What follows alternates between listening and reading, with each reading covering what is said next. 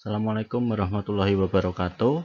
Kita bertemu lagi di pertemuan ke-6 dari biokimia gizi. Nah, pada pertemuan ini kita akan membahas tentang cairan tubuh dan elektrolit. Nah, sebelum kita mulai belajar tentang materi ini, ada baiknya berdoa dulu.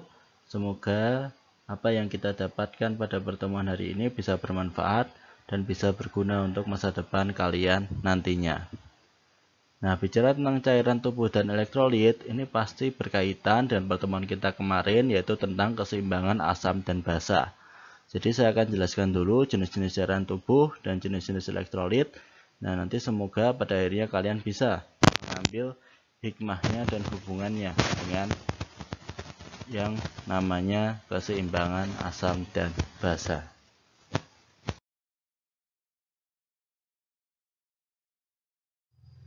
Nah, massa tubuh manusia ini tidak semuanya adalah padatan. Jadi meskipun kita melihat nih di tubuh ada kulit, daging, dan sebagainya, ternyata isinya justru kebanyakan berupa cairan. Dimana pada laki-laki 60%-nya adalah cairan dan 40%-nya adalah solid. Sedangkan pada perempuan 55%-nya adalah cairan dan 45%-nya adalah solid. Nah, solidnya itu apa? Yang bentuk padatnya, misal protein, lemak, dan yang dalam bentuk daging, otot, terus kemudian dalam bentuk rambut, kemudian dalam bentuk sel, tuh. Atau berbentuk senyawa-senyawa yang lain. Nah, kenapa pada perempuan itu cairannya lebih sedikit? Karena perempuan ini memiliki kandungan lemak yang lebih tinggi. Jadi lemak di dalam perempuan itu lebih tinggi dari laki-laki, sehingga pada akhirnya membuat cairan yang ada di dalam tubuh perempuan itu jumlahnya menjadi lebih sedikit. Nah, cairan itu sendiri itu ada banyak jenisnya. Ada yang namanya intracellular fluid atau CIS atau cairan intraselular, ada yang namanya extracellular fluid atau CES atau cairan ekstraseluler. Nah, di sini di dalam tubuh itu 2/3-nya adalah ICF atau cairan intraseluler dan 1/3-nya adalah ICF atau cairan ekstraseluler. Di mana cairan ekstraseluler ini 80%-nya adalah cairan interstitial, itu cairan yang ada di antara sel. Jadi kalian bisa lihat di gambar yang telah saya berikan itu, yang disebut cairan Nah, cairan interstisial itu adalah yang ini, yang ada di antara sel dan pembuluh darah, yang warnanya biru. Nah, sedangkan plasma itu yang ada di dalam pembuluh darah. Nah, itu adalah contoh cairan ekstraseluler yang ada di luar sel. Nah, nanti kita akan belajar lebih dalam lagi tentang bagian-bagiannya. Oke.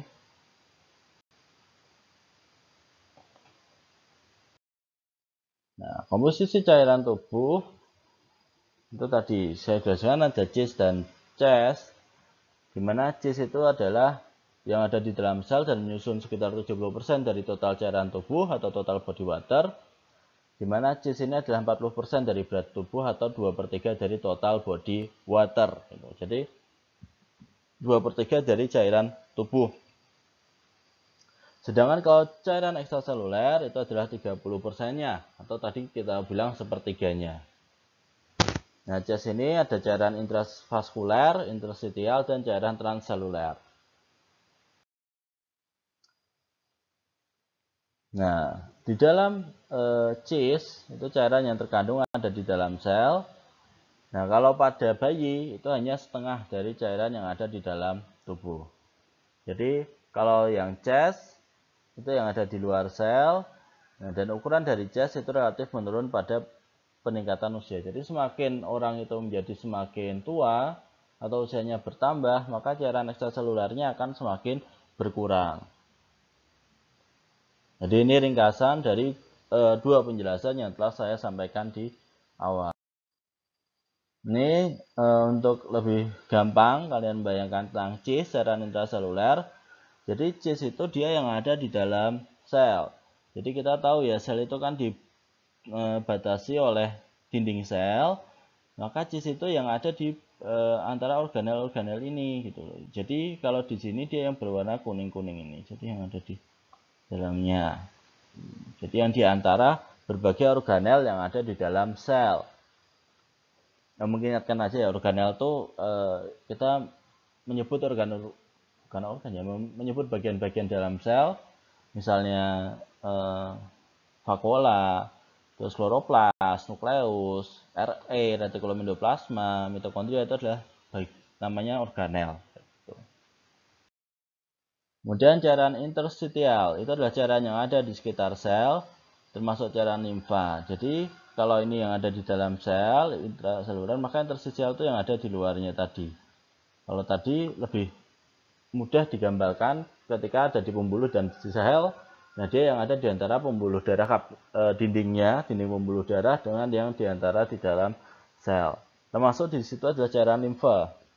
Nah, untuk orang dewasa, banyaknya cairan interstitial adalah sekitar 8 liter. Jadi cukup banyak ya untuk orang dewasa jumlah cairan interstitialnya.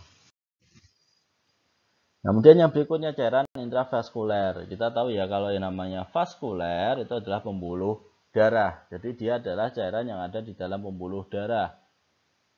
Jadi ringkasnya yang ada di dalam plasma darah. Nah, rata-rata volume darah orang dewasa itu 5-6 liter, di mana 3 liternya itu plasmanya itu sendiri, dan sisanya itu adalah padatannya. Jadi eritrosit, leukosit, dan trombosit. Ya, atau terakhir. Nah, cara perpindahan cairan di dalam tubuh itu ada 4 jenis.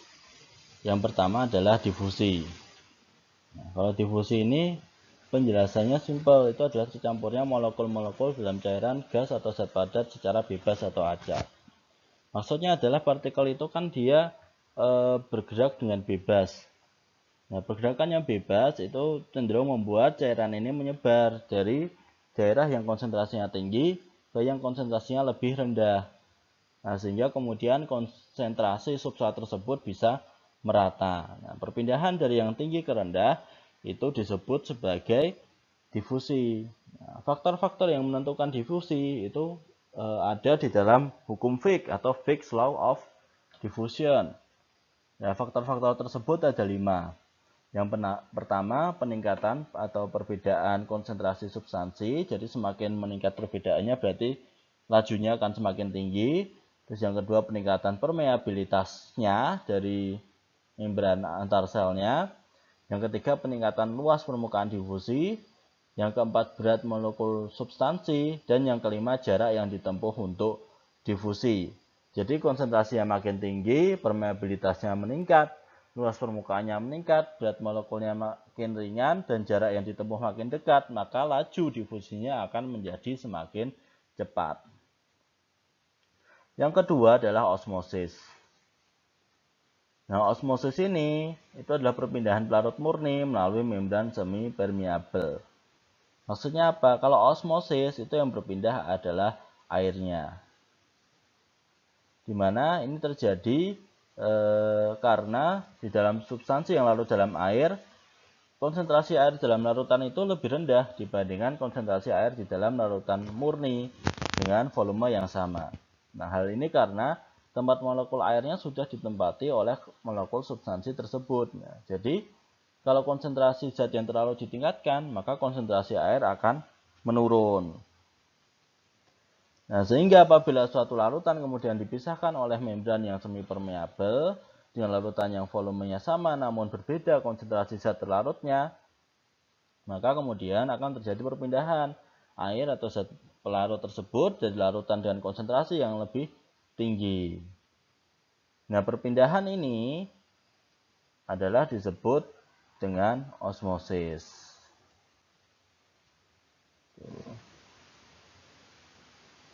Jadi ini terjadi karena ada perpindahan melalui membran semi permeabel. Dari yang larutannya banyak, jadi yang cairannya banyak ke yang cairannya lebih sedikit, gitu.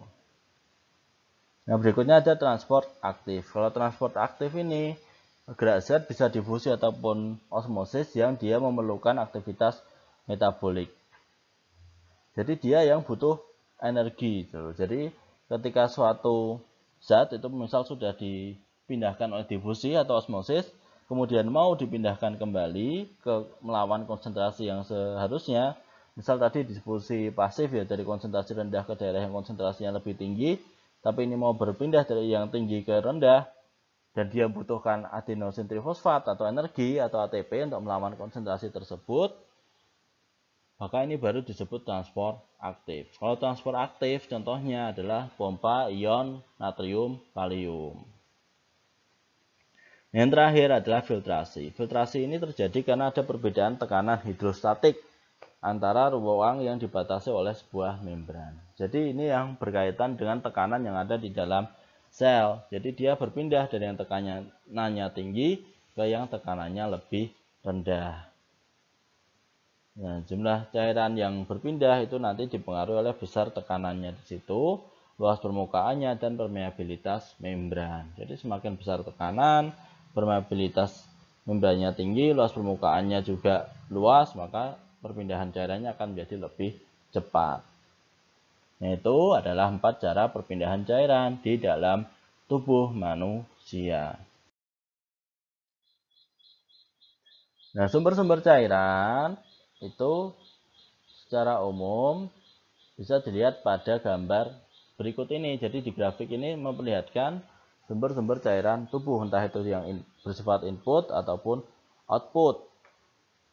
Input itu yang masuk itu dari metabolis itu sekitar 200 ml, dari makanan 700 ml, dan dari minuman 1,6 liter atau 1600 ml.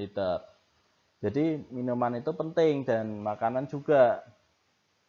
Kalau minuman dan makanan kita kurang, terutama minumannya kurang, maka cairan tubuh kurang, sehingga proses-proses metabolisme yang membutuhkan cairan juga akan bisa terhenti. Terus kemudian mungkin kalian bingung, metabolik itu apa? Metabolik itu yang berasal dari respirasi seluler aerobik. Jadi yang memproduksi ATP atau yang dia membutuhkan oksigen. Mungkin kalian pasti sudah ya membahas tentang siklus Krebs dan yang lain. Nah, di situ ada reaksi-reaksi yang dia membutuhkan oksigen, kemudian nanti hasilnya adalah H2O atau air. Atau juga reaksi sintesis dehidrasi. Misal ketika glukosa ditambah fruktosa, itu nanti akan menghasilkan sukrosa ditambah air. Nah, berikutnya yang jadi bagian output. Outputnya atau yang keluar dari tubuh itu ada 4 organ yang berpengaruh di situ. Itu dari gastrointestinal tract untuk saluran pencernaan itu mengeluarkan 100 ml, paru-paru mengeluarkan 300 ml, kulit 600 ml, dan ginjal 1500 ml. Jadi ginjal ini yang mengeluarkan air paling banyak. Sehingga logikanya kalau ginjalnya itu rusak, maka kemungkinan ada penumpukan cairan menjadi semakin besar. Makanya kan salah satu tanda seseorang itu mengalami kerusakan ginjal adalah munculnya penumpukan cairan di dalam tubuh. Bisa termanifestasi dalam bentuk edema ataupun asites gitu. Nah, ini regulasi memasukkan cairan. Jadi ketika tubuh mengalami dehidrasi, maka yang terjadi pertama kali adalah produksi saliva menurun. Nah, kemudian mulut dan farinks kering. Di saat yang bersamaan terjadi peningkatan osmolaritas darah atau sederhananya konsentrasi darahnya naik. Sehingga dilakukanlah stimulasi oleh osmoreseptor hipotalamus. Jadi hipotalamus kemudian ikut bereaksi. Nah, osmolaritas yang naik itu di saat yang bersamaan terjadi karena volume darah turun. Volume darah turun, tekanan darah otomatis turun. Sehingga terjadi produksi renin oleh sel-sel juxtaglomeral ginjal. Sel-sel ini yang kemudian memicu peningkatan angiotensin 2. Nah, kemudian hal ini, kondisi tersebut menstimulasi pusat haus hipotalamus. Jadi kalian itu merasakan haus setelah melalui proses salivanya berkurang, osmolaritas darahnya naik, dan volume darah turun. Kemudian merasa haus. Rasa haus kemudian akan semakin meningkat, sehingga kemudian pada akhirnya kalian minum. Ketika kalian minum, maka cairan tubuh meningkat. Maka kemudian dehidrasi berkurang, dan kemudian bisa dilihat nanti yang terjadi adalah sebaliknya, kayak gitu. Jadi itu regulasi bagaimana tubuh mengkode kita atau membuat kita akhirnya ingin untuk mengkonsumsi cairan atau menambah cairan tubuh atau minum simpelnya. Nah, kemudian kita akan lihat dari regulasi hormonal natrium dan klorida yang ada di ginjal. Ketika asupan garam atau NaCl itu naik, maka konsentrasi plasma natrium dan ion klorida akan meningkat. Nah, kemudian terjadilah osmosis air dari cairan intraseluler. Jadi terjadi osmosis, sehingga air kemudian masuk ke bagian cairan interstitial, kemudian dari sini meningkatkan plasma darah. Jadi plasma darah kemudian jumlahnya naik. Plasma darah meningkat, secara umum volume darah akhirnya juga ikut meningkat.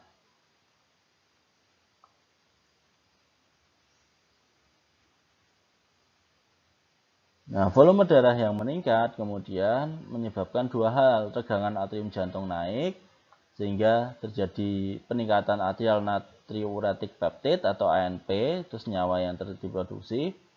Kemudian di sisi lain produksi renin menurun, angiotensin 2 menurun, yang ini meningkatkan glomerular filtration rate atau GFR itu naik. Kemudian produksi aldosteron menurun. Aldosteron menurun dan GFR naik, itu menyebabkan reabsorpsi NaCl oleh ginjal menurun. Jadi aldosteron, GFR, dan ANP ini memicu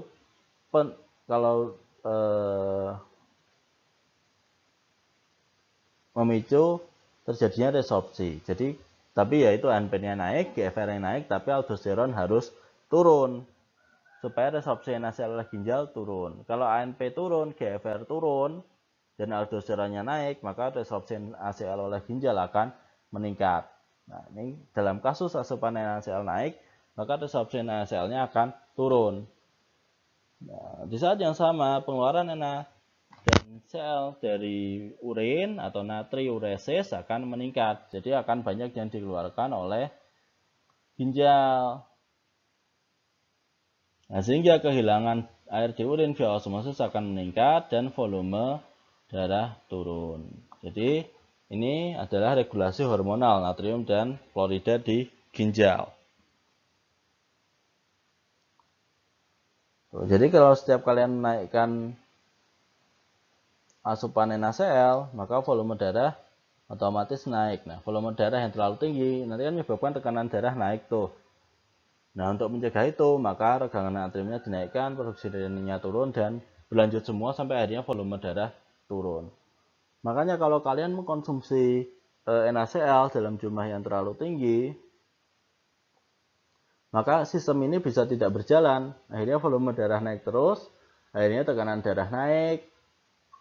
Yang kalau itu terjadi dalam jangka waktu yang lama, itu bisa menyebabkan gejala-gejala yang misal pusing atau pegal-pegal dan terjadi gangguan metabolik yang lain yang kemudian itu disebut sebagai hipertensi. Hipertensi salah satunya karena asupan NaCl atau asupan garam yang berlebihan. Nah, osmolaritas cairan tubuh naik, kemudian menyebabkan ADH itu naik. Sehingga protein aquaporin 2 itu juga meningkat, memicu membran apikal sel untuk bertindak, dan permeabilitas terhadap air itu juga mengalami peningkatan. Sehingga kemudian terjadi osmosis cairan ke dalam darah. Jadi ini yang terjadi kalau misalnya terjadi hal-hal yang menyebabkan darah itu cairannya berkurang, sehingga membutuhkan osmosis cairan ke dalam darah. Nah, mungkin kalian bingung ya, ADH itu apa ya? Adalah antidiuretik hormon atau sering juga dikenal sebagai vasopresin. Yang itu adalah hormon yang disintesis oleh peptid prohormon yang ada di dalam neuron di dalam hipotalamus. Jadi ADH ini diproduksi hipotalamus, kemudian nanti dia bisa memicu ginjal. Itu. Dan ini membantu ginjal untuk mengatur keseimbangan cairan yang ada di dalam tubuh. Nah, kalau ADH itu naik, itu yang menyebabkan akhirnya terjadi banyak resorpsi atau penyerapan lagi cairan ke dalam tubuh dan melakukan osmosis. Nah, apa saja sih yang memicu ADH itu meningkat? Yang pertama, ketika volume darah turun. Volume darah turun penyebabnya apa? Bisa karena dehidrasi. Bisa juga terjadi karena hiperventilasi, karena banyak oksigen yang masuk ke dalam tubuh. Bisa juga karena vomitus atau muntah-muntah, atau karena diare ketika terjadi banyak cairan tubuh yang keluar melalui anus. Terus bisa karena demam atau suhu tubuh naik. Nah, demam itu biasanya juga dibarengi dengan keringat yang banyak. Juga termasuk ketika kalian keringatnya banyak yang keluar karena demam. Itu kan mekanisme untuk menurunkan suhu tubuh. Yang harus demam sih, kalian bisa larian juga keringatnya banyak. Itu juga memicu ADH-nya untuk naik. Terus bisa juga karena kombusio atau luka bakar. Itu juga semuanya memicu ADH naik. Sehingga pada akhirnya membuat permeabilitas terhadap air naik dan osmosis ke dalam darah meningkat. Jadi menyebabkan cairan banyak yang diserap oleh tubuh.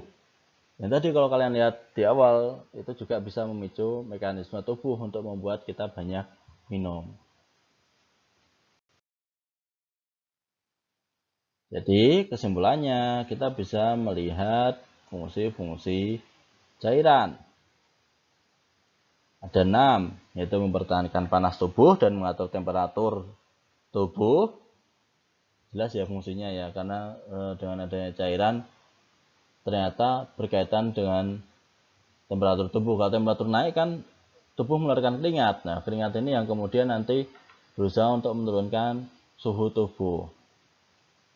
Bisa ke transport nutrien ke dalam sel, yaitu jelas dari osmosis atau difusi. Untuk transport aktif juga bisa dari transport hasil sisa metabolisme, transport hormon. Intinya untuk transportasi itu semuanya butuh cairan. Hasil sisa metabolisme misal apa? Misal ya keluar lewat urin atau dari keringat atau yang lain. Terus transport hormon, misalnya tadi ADH, antidiuretik hormon atau ATP atau hormon-hormon yang lain.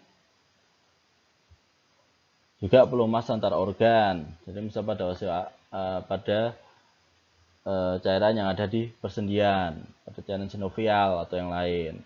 Juga untuk mempertahankan tekanan hidrostatik dalam sistem kardiovaskuler. Jadi supaya tekanan yang ada di dalam pembuluh darah itu bisa tetap stabil. Jadi tidak terlalu tinggi ataupun tidak terlalu rendah. Nah, ketika kita terlalu banyak mengkonsumsi air, maka ada kondisi yang disebut sebagai keracunan air. Nah, keracunan air ini bisa terjadi karena kita terlalu banyak minum cairan, terutama minum air putih. Nah, sehingga apa? Sehingga keseimbangan elektrolit di dalam cairan itu di dalam tubuh itu bisa terganggu, yang menyebabkan kejadian yang namanya water intoxication atau keracunan air. Nah, di sini gejalanya bisa banyak, bisa mual, muntah, terus kemudian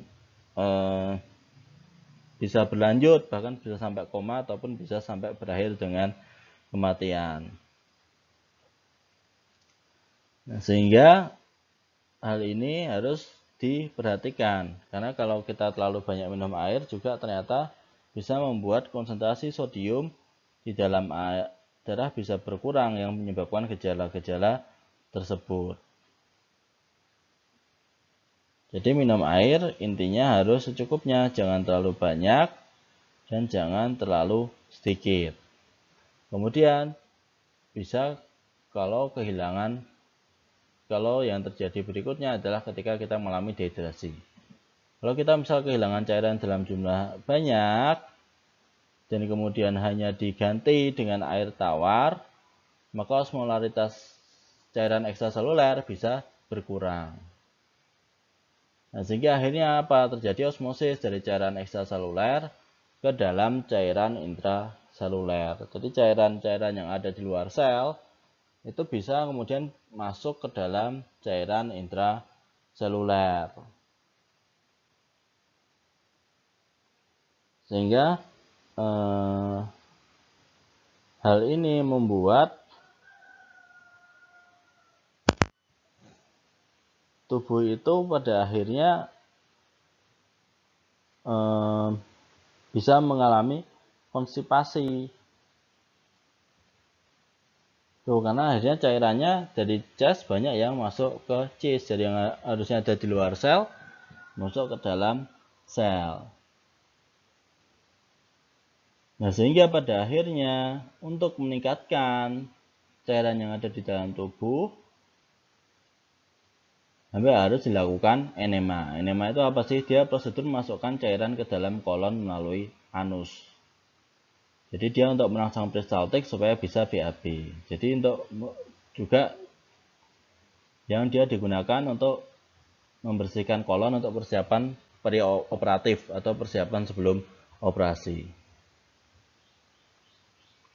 Jadi juga berbahaya ya kalau kalian kehilangan cairan kok yang diminum cuma air tawar. Jadi harus juga minum air yang mengandung elektrolit. Tapi jangan berlebihan juga cairan yang banyak mengandung elektrolit. Jadi harus dilakukan sesuai dengan saran. Tadi misal kita minum air putih paling enggak sampai 2 liter per hari. Dan harap diingat ya, air putih itu bukan tidak mengandung elektrolit ya. Yang tidak mengandung elektrolit itu kalau kita minumnya Aquades. Aquades itu betul-betul hanya air murni kayak gitu. Kalau air putih yang kalian minum dari hasil merebus air dari sumur itu tetap mengandung mineral. Makanya kan yang dijual di botol kemasan itu adalah air, nyebutnya air mineral. Jadi bukan air, dia mengandung mineral yang dari, atau kalau diambil dari, kalau ikan mineral itu mereka dari pegunungan, diambil dari tempat-tempat yang banyak mineralnya di situ. Padahal ya bisa jadi mereka biasanya cuma di dalam sumur. Maka itu yang harus diperhatikan ketika kita mengkonsumsi cairan. Jangan terlalu banyak, tapi jangan terlalu sedikit. Dan jangan hanya mengkonsumsi Aquades atau air yang benar-benar tawar tanpa mineral sama sekali, tapi minum air yang mengandung mineral. Itu air putih biasa. Itu ya, jadi bukan juga hanya minum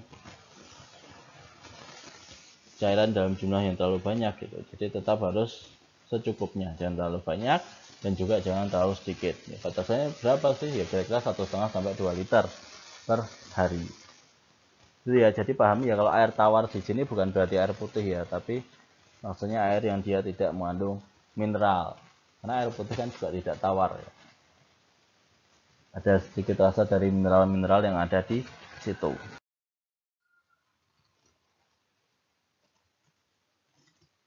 Nah, ini kalau kita meringkas bahwa keseimbangan cairan itu ditentukan oleh intake dan outtake dari cairan, di mana kebutuhan cairan sehari 1,8 sampai 2,5 ml per hari.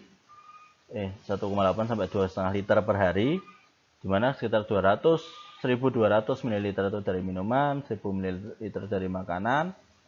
Kemudian pengeluarannya dari urin 1.200 sampai 1.500 ml per jam, per hari, feses 100 ml, paru-paru 300 sampai 500 ml, dan kulit 600 sampai 800 ml.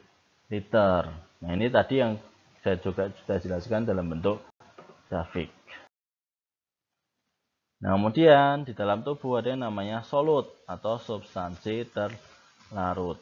Nah, solut itu ada dua jenis, ada yang bentuknya elektrolit, ada yang non elektrolit. Jadi kalau tadi kita bicaranya soal cairan-cairan terus, maka yang ada di dalam air itu ternyata juga mengandung solut.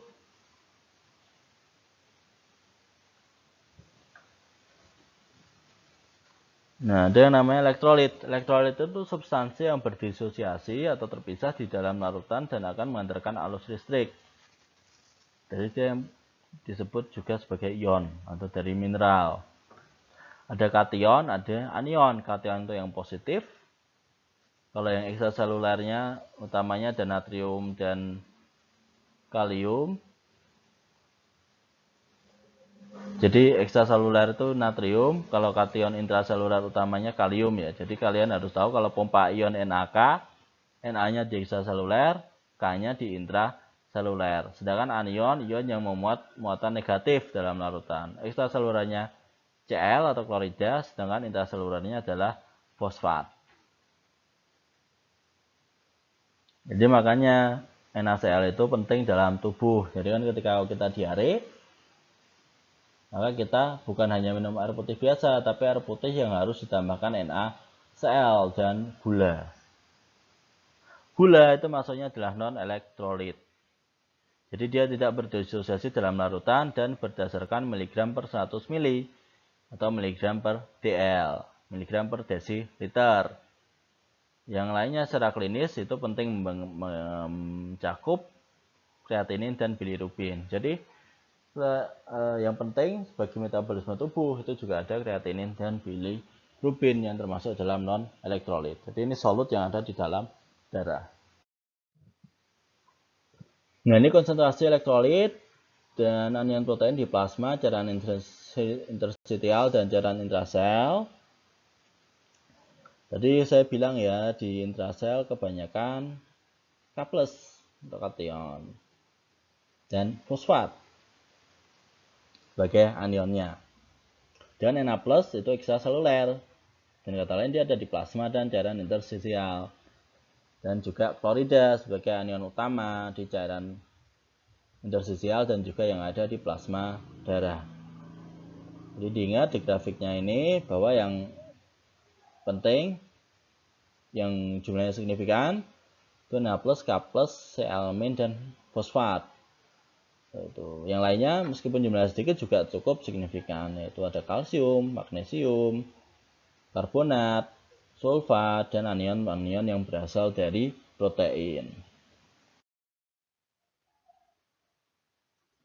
Nah, fungsi ion dari elektrolit yang pertama untuk mengontrol osmosis. Ya, kita tahu ya osmosis itu terjadi karena perpindahan cairan yang ada di dalam atau di luar sel. Yang kedua terkait dengan keseimbangan asam basa. Pada pertemuan kemarin kita sudah lihat bahwa ternyata tubuh itu bisa mengendalikan asam basa, bahwa ada yang namanya buffer fosfat. Ada yang namanya buffer protein. Nah, itu tadi bisa dilihat karena berkaitan dengan kandungan ion. Ya, ternyata anion protein itu juga cukup penting. Bahwa anion fosfat banyak di dalam cairan intraseluler. Juga menjadi fungsinya adalah untuk aliran listrik, terutama apa potensial aksi pada neuron. Jadi neuron itu menghantarkan impuls-impuls saraf dalam bentuk listrik gitu. Yang keempat sebagai kofaktor enzim. Jadi untuk mengaktifkan enzim itu perlu mineral yang berasal dari elektrolit. Nah, di cairan interstisial itu juga di sisi lain ada plasma, yaitu plasma itu terjadi mengandung protein. Nah, protein itu menyebabkan tekanan koloid osmotik pada plasma darah.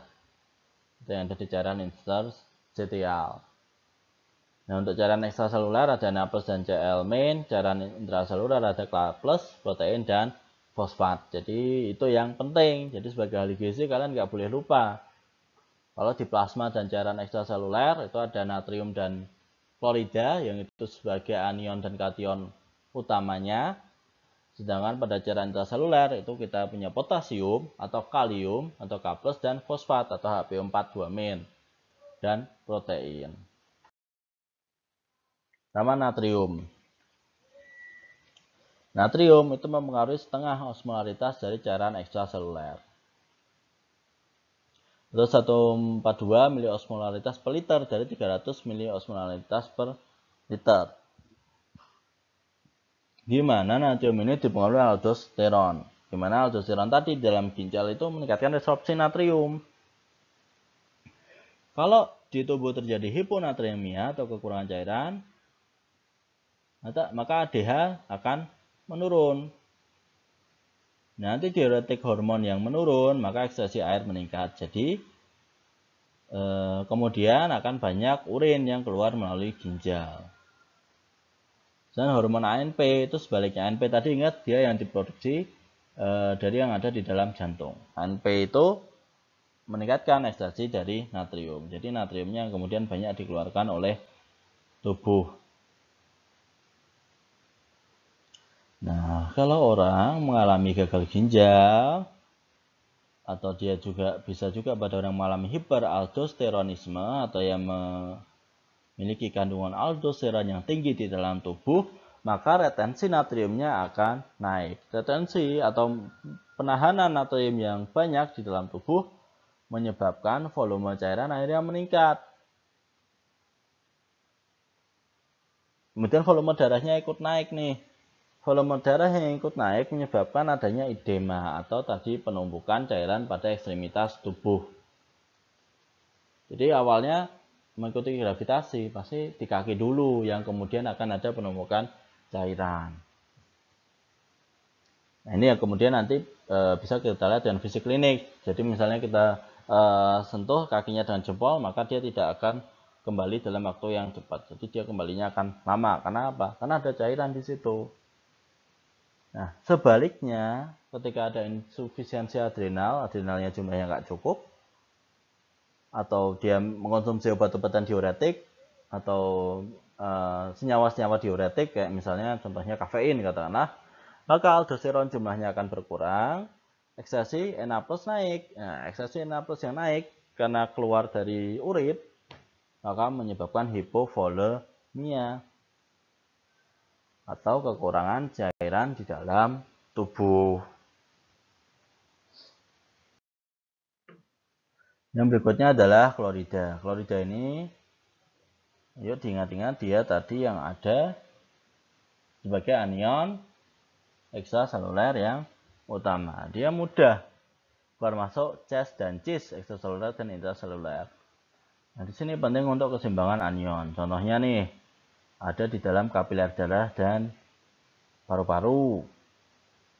H+ tambah hemoglobin dengan oksigen itu dihasilkan dari hemoglobin plus oksigen. Nah, kita lihat karbodioksidanya keluar. Nah, Cl-nya kloridanya juga ikut keluar dari hemoglobin. Juga ketika ada di dalam jaringan. Jadi itu ada gambar jaringan dan kapiler darah di mana karbon dioksidanya itu kemudian dia masuk ke dalam hemoglobin. Nah, yang terjadi klorida yang tadi ada di darah di plasma kemudian dia bisa masuk ke hemoglobin. Untuk kemudian membantu nih pertukaran dari H+ plus HbO2 dipisah jadi hemoglobin, plus O2-nya masuk ke jaringan, kemudian hemoglobinnya yang kedapatan kemasukan dari karbon dioksida. Jadi itu juga berkaitan dengan klorida.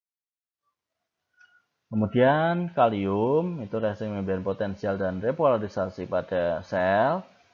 Kalau aldosteron meningkat, maka sekresi K+ ikut naik.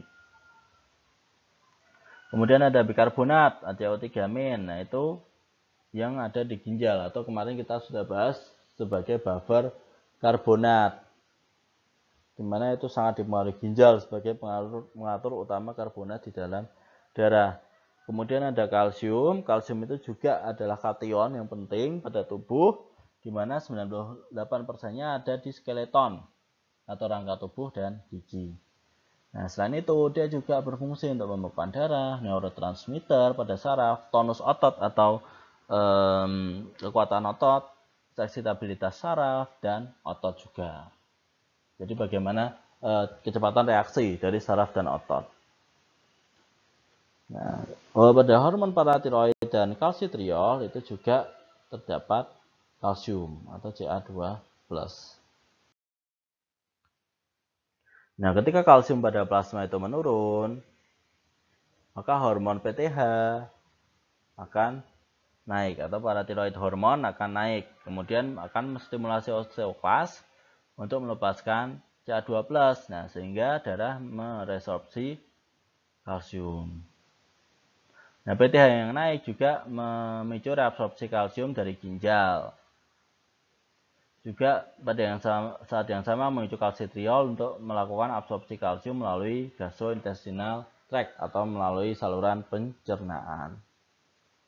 Jadi ini yang menjadi dasar, kalau dulu pernah saya bilang, kalau kalsium di plasma itu meskipun sedikit, dia memegang peranan yang sangat penting. Dia tidak boleh kurang, karena ketika dia kurang, maka tubuh akan langsung menstimulasi osteoklas, melepas kalsium dari dalam otot, dari dalam rangka terutama. Maka hal ini yang kemudian bisa menyebabkan osteoporosis. Makanya pada orang-orang yang berusia lanjut, sebaiknya meminum suplemen kalsium. Atau paling tidak pada dietnya harus tinggi kalsium. Ini tadi bentuk grafik dari yang saya jelaskan ya. Saya kira kalian cukup pintar untuk nanti bisa memahami grafik ini. Intinya grafik ini itu menjelaskan tentang homeostasis yang ada pada kalsium darah. Jadi bahwa kalau kalsiumnya itu terlalu tinggi, maka tiroid melepaskan kalsitonin. Kalsitonin kemudian menstimulasi deposisi dari kalsium di tulang, jadi atau intinya demineralisasi tulang. Kemudian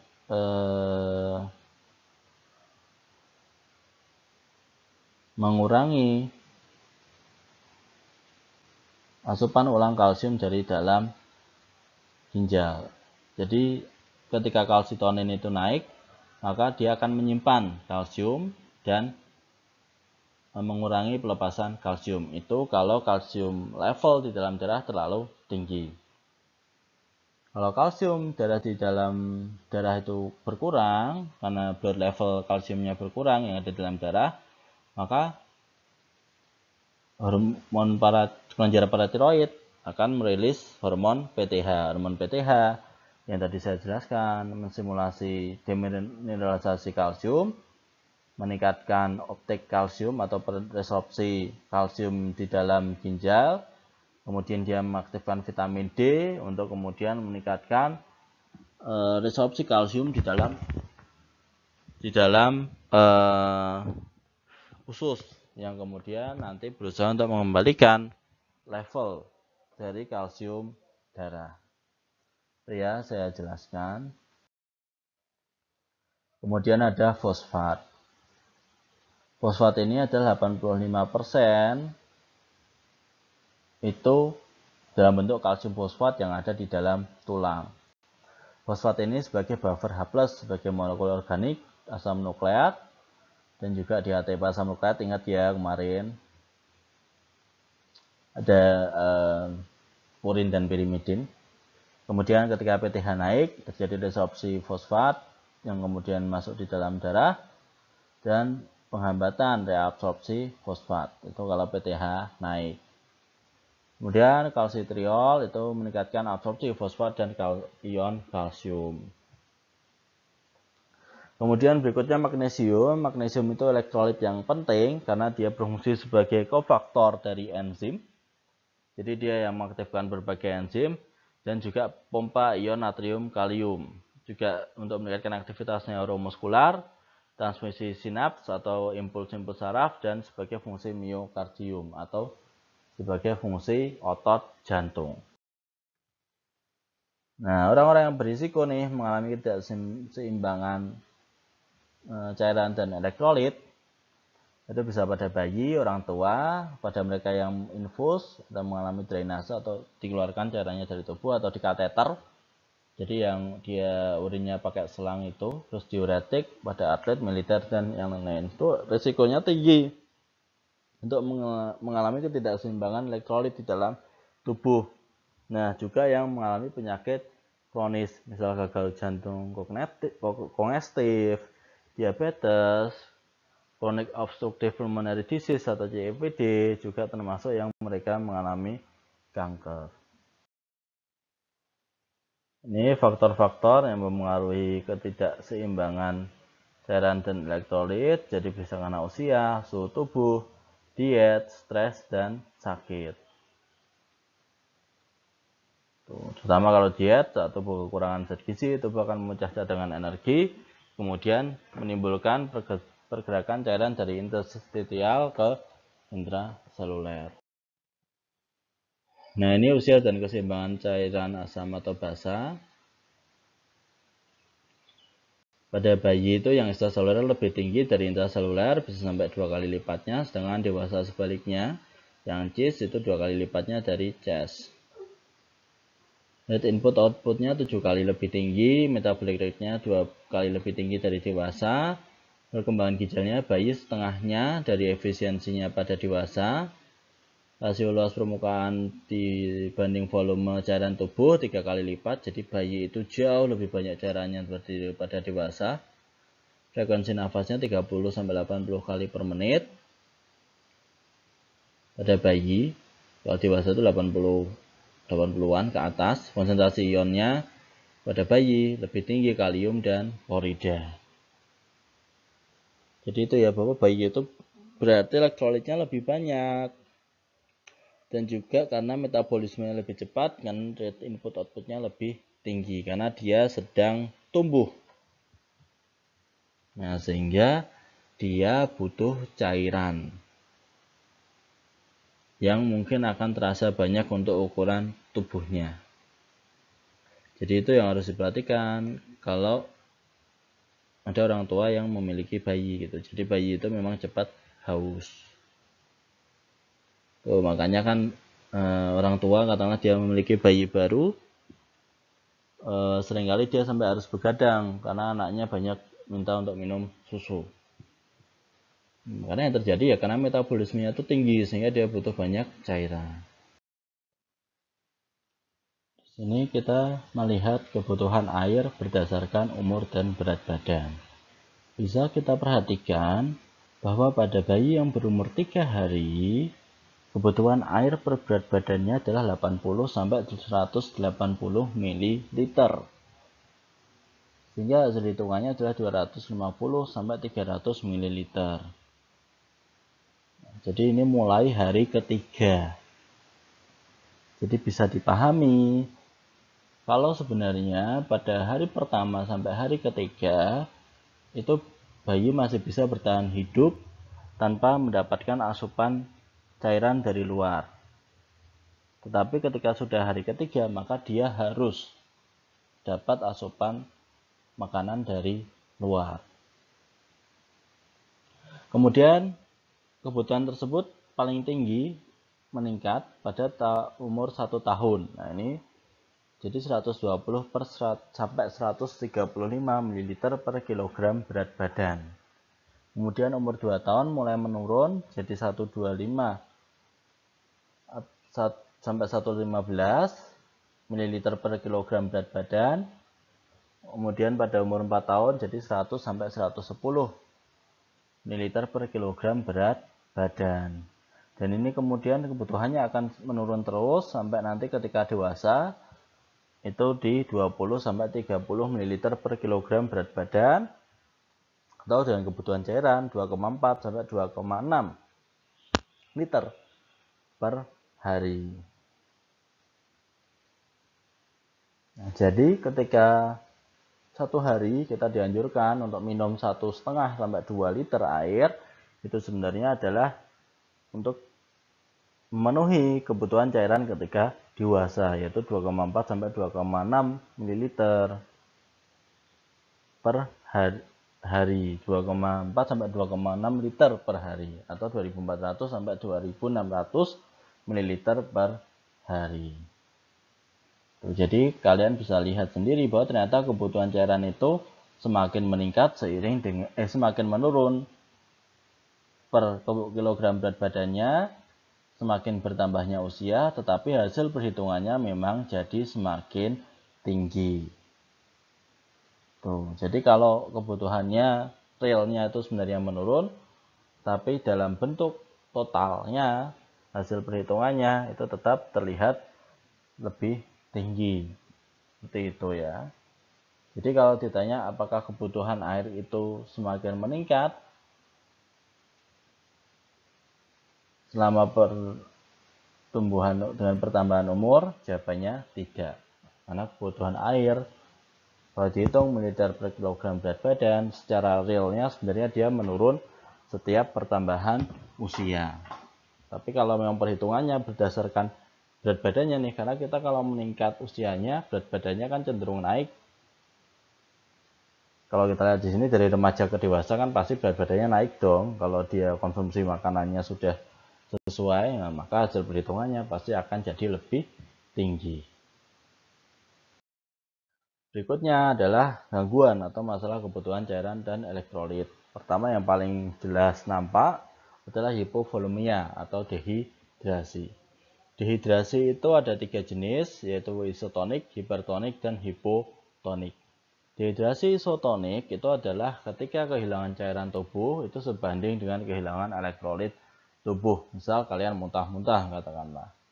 Jadi cairan yang keluar dan elektrolit yang keluar itu sama-sama kekurangan. Nah, jadi yang harus diasup ya dua-duanya dong, elektrolit. Dan juga dehidrasi hipertonik ketika kehilangan airnya itu lebih besar dari kehilangan elektrolit. Jadi elektrolitnya kehilangannya lebih sedikit. Nah, ini harus ditanggulangi dengan asupan air yang lebih banyak. Sedangkan dehidrasi hipotonik itu adalah kehilangan elektrolitnya lebih tinggi daripada air. Nah, sehingga untuk mencapai kestabilan ya dia harus banyak mengkonsumsi elektrolit. Jadi harus minumnya ya oralit paling tidak, supaya elektrolitnya dicukupi, dipenuhi, dan airnya juga dipenuhi kebutuhannya. Nah, derajat dehidrasi itu ada 3 jenis. Yang pertama adalah dehidrasi ringan.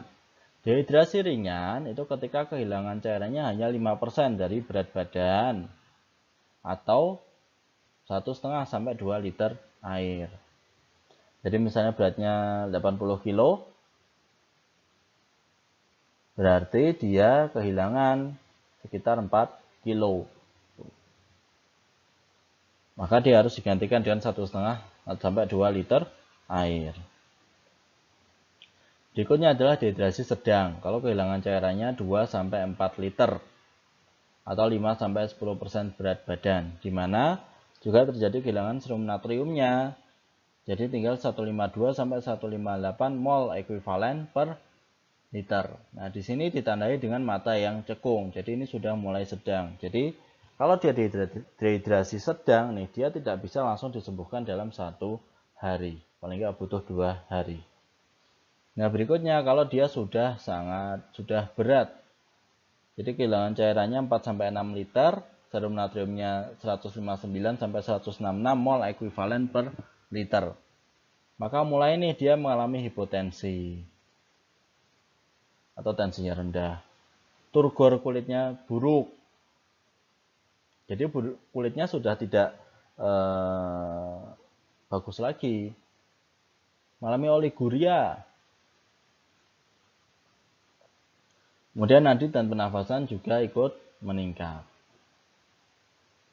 Oliguria itu apa sih? Oliguria itu kondisi ketika jumlah urin yang keluar itu sedikit atau bahkan jarang sekali Anda buang air kecil.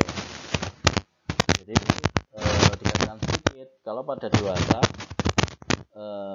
itu kurang dari sekitar 400 ml per hari. Jadi kurang dari 400 ml per hari untuk dewasa adalah oliguria. Kalau pada anak-anak sekitar setengah mililiter per hari, per kilogram berat badan per hari. Kalau pada bayi itu sekitar 1 mililiter per kilogram berat badan per hari. Maka kalau kekurangan di bawah 1 mililiter per kilogram, setengah mililiter per kilogram, atau 400 mililiter pada dewasa, maka itu sudah bisa dikatakan sebagai oliguria atau pertanda dia mengalami dehidrasi berat.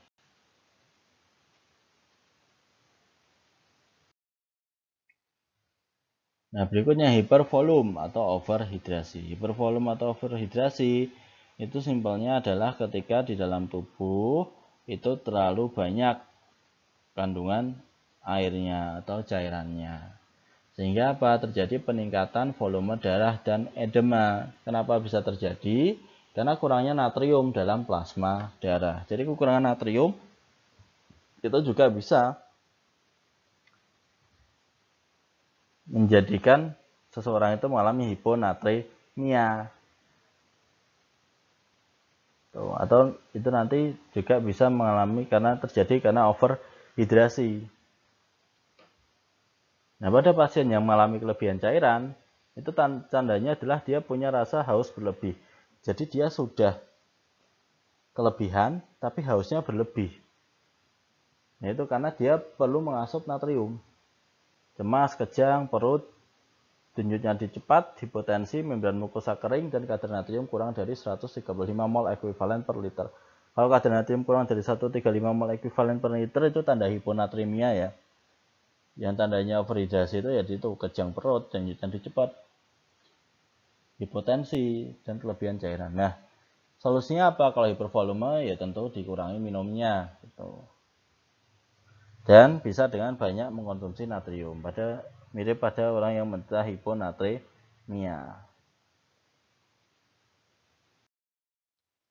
Kemudian hipernatremia. Kalau hipernatremia yaitu tentu kadar natriumnya terlalu tinggi, berarti dia kurang cairan.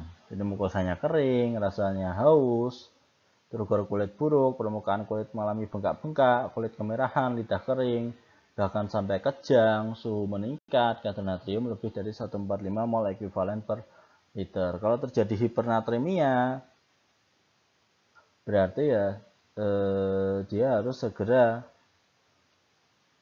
dibawa ke rumah sakit. Tapi yang jelas dia perlu untuk banyak minum air juga. Tapi tentu harus diperhatikan keseimbangan asam basanya. Kalau hipokalemia itu kurang kalium pada darah. Jadi tandanya denyut nadi lemah, tekanan darah menurun, tidak nafsu makan dan muntah, kembung, otot lemah, aritmia, atau aritmia itu denyut jantung tidak stabil, penurunan bising usus, kadar kalium plasma kurang dari 3,5 mol ekuivalen per liter. Kenapa tanda-tandanya seperti ini? Karena kalium itu banyak terdapat pada cairan intraselular. Jadi kalau dia mengalami hipokalemia, ya otomatis organ dalam tubuhnya akan ikut bermasalah. Jadi pasti dia tidak nafsu makan, perutnya kembung, ototnya lemah, aritmia, dan sebagainya. Kalau itu sudah parah, mungkin dia perlu disuntik kalium. Tentu yang memutuskan adalah dokter. Kalau hiperkalemia itu terlalu banyak kalium pada darah, jadi mual, hiperaktivitas saluran cerna, aritmianya terjadi juga, lemah, urin sedikit, cemas, dan kadar kalium lebih dari 5 mol ekuivalen per liter. Jadi sebaliknya terjadi hiperaktivitas saluran cerna. Jadi kalau hipokalemia itu semuanya menurun, kalau hiperkalemia semuanya naik. Semuanya aktivitasnya meningkat. Kalau hipokalsemia, kurang kalsium dalam darah, itu mulai sering kram otot dan perut, kejang, bingung, kadar kalsium kurang dari 4,3 mol ekuivalen per liter. Jadi ini terutama juga sering terjadi pada atlet ya. Jadi kalau atlet itu banyak cedera, sering kram, baik otot atau perut, mungkin dia mengalami hipokalsemia. Kalau hiperkalsemia, tandanya adalah nyeri tulang, ototnya rileks, mengalami relaksasi otot, bisa sampai muncul batu ginjal, mual, kadar kalsium lebih dari 4,3 mol ekuivalen per liter. Jadi kalau kalsium itu banyak, terlalu banyak, kalau dalam jangka waktu lama bisa sampai pembentukan batu ginjal. Karena adanya kalsitonin gitu. Jadi di ginjal nanti akan ada batu-batu karena kalsium, karena mengalami hiperkalsemia pada jangka waktu yang. Nah, yang terakhir ada dua jenis terkait magnesium. Yang pertama hipomagnesia, yaitu kurangnya kadar magnesium dalam darah, ditandai dengan iritabilitas, jadi mudah mengalami iritasi, tremor, jadi tangannya suka bergetar sendiri, kram, jadi kalau orang itu misalnya sering mengalami kram atau tahu-tahu kakinya sakit atau gimana, salah satunya bisa karena kurang magnesium. Terus kemudian ada yang namanya takikardi. Nah, takikardi ini dia dimana denyut jantung ini jadi sangat cepat kayak gitu. Jadi bisa mencapai lebih dari 100 kali per menit. Kemudian hipertensi atau tekanan darah tinggi, bahkan bisa sampai kejang-kejang. Nah, tandanya adalah ketika kadar magnesiumnya kurang dari 1,3 mol ekuivalen per liter. Nah, sebaliknya, kalau orang terlalu banyak magnesium dalam darahnya, maka bisa mengalami hipermagnesia. Ditandai dengan gangguan nafas, bahkan koma, di mana kadar magnesium lebih dari 2,5 mol ekuivalen per liter. Jadi kalau hipermagnesia ini sangat jarang terjadi. Tapi memang ketika terjadi, bisa sampai menyebabkan koma. Jadi merupakan suatu hal yang sangat berbahaya. Nah, untuk selanjutnya adalah gangguan yang biasa terjadi pada orang tua. Nah, berikutnya yang bisa terjadi, misal kalau pada lansia atau pada orang tua, volume CIS-nya, cairan intraselulernya itu akan menurun dan cenderung mengalami hipokalemia, sedangkan lemaknya meningkat, sehingga dia mengalami rawan dehidrasi, rawan hipernatremia, hiponatremia, hipokalemia, dan asidosis. Jadi orang tua itu atau lansia dia berisiko keseimbangan asam basanya karena peningkatan usia, cairan intraselulernya menurun, sehingga di dalam darahnya ya rawan terjadi ketidakseimbangan. Sehingga pada lansia kita harus lebih teliti, terutama dalam asupannya, asupan natrium dan kaliumnya terutama. Jadi tidak boleh berlebihan dan tidak boleh terlalu kurang. Nah, berikutnya kita akan membahas sedikit soal infus. Ini sebenarnya kompetensi kalian bukan memasang infus ya, tapi memahami cairan infus yang masuk di dalam tubuh. Kenapa? Karena infus itu ada yang mengandung kalori. Nah, sehingga kalori ini menjadi penting, terutama untuk mencegah munculnya dehidrasi atau bisa jadi kelebihan cairan. Nah, tapi ingat ya, kompetensi kalian adalah untuk menghitung kalori yang masuk dari infus, bukan memasang infus. Ini yang saya jelaskan juga hanya terkait dengan penghitungan infus. Jadi untuk menghitung cairan infus itu berdasarkan luas permukaan tubuh. Jadi mililiter per meter persegi per 24 jam. Untuk berat badan di atas 10 kg, normalnya 1500 ml per meter kubik. per meter persegi. Jadi luas permukaan per 24 jam. Itu adalah kebutuhan maintenance dari tubuh. Kalau dia mengalami kombusio gimana? Ya itu berarti harus naik kebutuhan cairannya. Kalau berdasarkan kebutuhan kalori, itu adalah 100 per 150 cm3 per 100 kilokalori. Jadi per 100 kalori itu butuh 100 sampai 150 cc cairan infus. Nah, tentu kalian harus teliti juga, jangan sampai dia kalorinya cukup tapi ternyata hiper volume karena terlalu banyak cairan yang masuk ke dalam tubuh. Ini kalau berdasarkan berat badan, 10 kg pertama itu 100 ml per kilogram berat badan. 50 ml per kilogram berat badan untuk 10 kg per kedua, dan 20 ml per kilogram berat badan untuk beratnya lebih dari 20 kg. Nah, ini untuk anak-anak. Misal anak-anak nih beratnya 25 kg.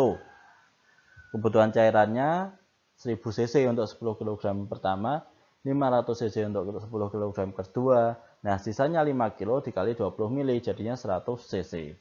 Maka per 24 jam dia butuh 1600 cc per 24 jam infus. Jadi ini nanti penting perhitungan ini, kalian harus tahu karena jangan sampai pasien kalian mengalami dehidrasi karena kekurangan cairan. Itu juga wajib diketahui oleh seorang ahli gizi. Kemudian untuk menghitung tetesan infus, ini untuk mengetahui nih hasil hitungan kalian tadi kebutuhan cairannya dikonvertkan ke infusnya. Jadi ini penting untuk tindakan pengobatan dan juga untuk makanan parenteral. Parenteral itu yang dia langsung masuk ke pembuluh darah. Cara hitungnya, dewasa itu untuk yang makro itu 20 tetes per mililiter, pakai tetesan per menit ya, jadi jumlah cairan yang masuk per lamanya infus dikali 3. Jadi misalnya dia kebutuhannya 1800 cc, ya udah dibagi misal dia 3 jam kali 3. Jadi per menitnya dia berapa tetes. Nah, itu nanti dihitungkan ke infusnya.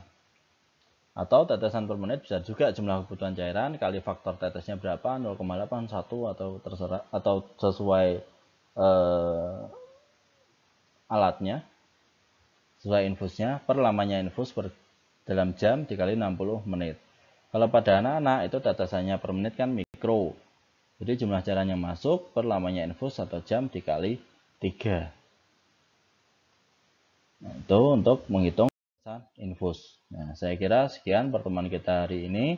Terima kasih. Untuk referensi silahkan nanti baca Principles of Anatomy and Physiology dari Tortora dan Derrickson di chapter 27 atau chapter bab 27 Fluid Electrolyte and Acid Base Homeostasis. Silahkan nanti dibaca di situ. Terima kasih, semoga bermanfaat. Wassalamualaikum warahmatullahi wabarakatuh.